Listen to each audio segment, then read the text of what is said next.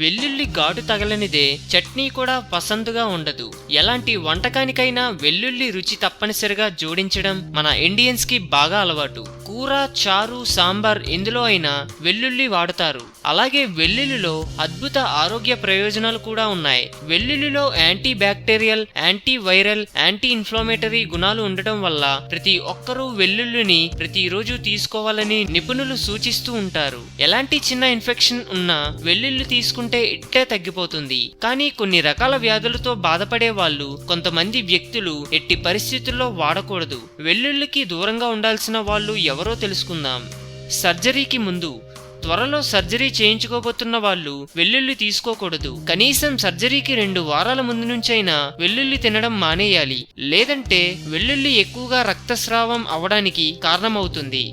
లో blood pressure. వెల్లుల్లి blood pressure ను తగ్గిస్తుంది. కాబట్టి లో బ్లడ్ ప్రెషర్ తో బాధపడే వాళ్ళు వెల్లుల్లి తీసుకోకూడదు. బ్లడ్ ప్రెషర్ మరింత పడిపోవడానికి కారణమవుతుంది. కాలేయ సమస్యలు.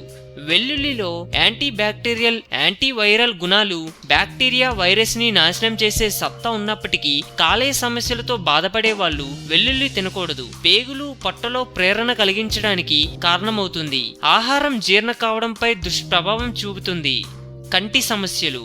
కంటి సమస్యలు, వ్యాధులతో బాధపడే వాళ్ళు వెల్లుల్లి తీసుకోకూడదు. రెగ్యులర్ గా ఎక్కువ మొత్తంలో వెల్లుల్లి తినే వాళ్లలో తర్వాత కళ్ళు, కాలేయం డ్యామేజ్ అవుతుందని, మెమరీ లాస్ సమస్య వస్తుందని నిపుణులు హెచ్చరిస్తున్నారు. Non bacterial diarrhoea. డయేరియాతో బాధపడే వాళ్ళు కూడా పచ్చి వెల్లుల్లి తీసుకోకూడదు. ఇందులో ఉండే స్పైసీ ఫ్లేవర్ సమస్యను మరింత తీవ్రం చేస్తుంది. కాబట్టి డయేరియాతో బాధపడే వాళ్ళు జాగ్రత్తగా సరైన మోతాదులో వెల్లుల్లి తీసుకోవాలి. గర్భిణీ స్త్రీ, పాలు ఇచ్చే తల్లులు. ప్రెగ్నెన్సీ టైంలో వెల్లుల్లి తీసుకోవడం మంచిదే.